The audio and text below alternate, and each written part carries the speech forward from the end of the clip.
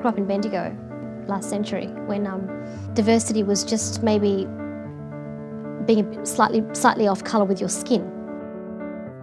I was one of 3 daughters and a middle child. I guess middle children are always just a little bit more rambunctious than the rest. It's just who we are. The Australia that we live in is so much more diverse than the stereotypes that we ascribe to the images that we see, and that's who we are. Most people's experience of life in this country looks like a scene on Sydney Road, Melbourne, not Home and Away.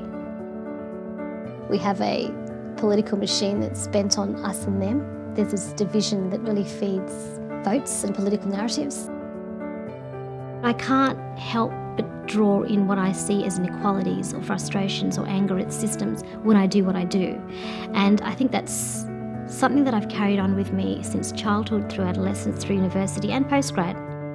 I don't see it as a hippie leftist agenda, I see it as fundamental equality for everybody.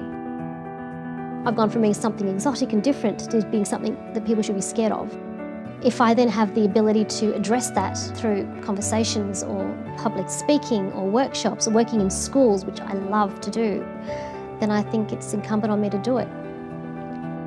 And I think La Trobe is a microcosm of diversity. I chose my Masters in International Development specifically because of the reputation that I believe La Trobe had in assisting me get the skills I needed to engage at that level. I felt that after working this sector at a grassroots level for nearly 20 years, I wanted to take it to the next level. And for me, that was to take the skills that I had and elevate myself to an international praxis so that I could use them in another setting. One of the proudest moments in my career was delivering a TEDx talk. It was called Don't Believe the Hype, Exceeded, the War Against Stereotypes. And the confidence that it gave me in public speaking is something that I have found invaluable. It's a talk that you have to entirely memorise, no notes, no nothing, and you basically go out there and you do it raw. It was exhilarating and terrifying, but having done and the outcome was worth it. Once you just have a conversation with people, there's a connection there that it just makes up for decades of tabloid TV and media that you're basically having to counter every single day for people who don't know the Australian Muslim story.